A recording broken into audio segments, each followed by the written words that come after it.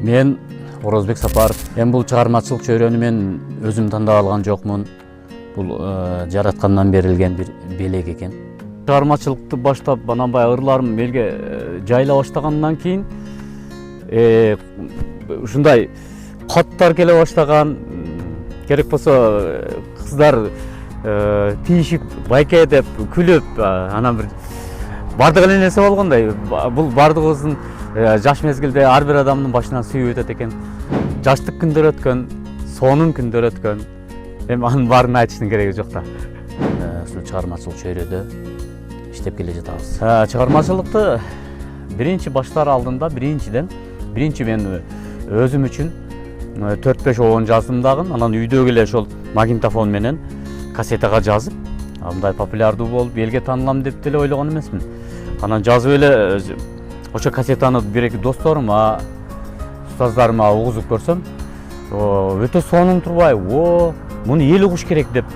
Анан ошенткенден кийин мен ошо Баткендеги базарга алып келип бергем, ошол жерде звукозаписке.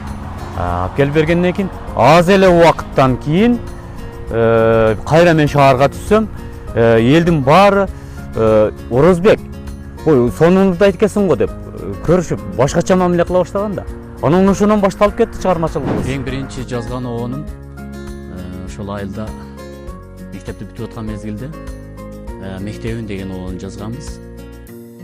Анан оон ичкенимди деле өзүм байкаган эмесмин. Ошол мектебимди жазгандан кийин анан кайра оондор келе баштады. Мени эл той ырчысы деп таанып. Таасирленген оонум бул издеп келем жер кыдырып деген оонум.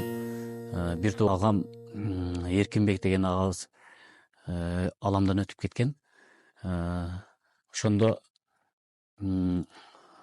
агамды сагынып, кусаланып, анан ошол оонду жазганбыз. Кыздардын атыга коюлган оондор булар эми ар бир адам сүйөт, ар бир адам сүйүүдү башынан өткөрөт.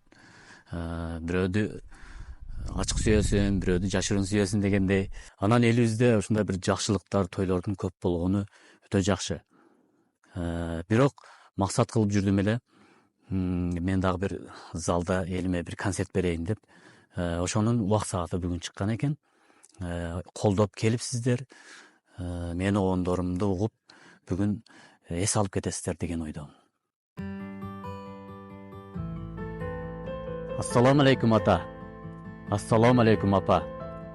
Мына бүгүн мен чыгармачылык кечемди тартуулап атамын. Ата, бүгүн залда жоксуз. Бирок сиздин колдооңузду сезип турам.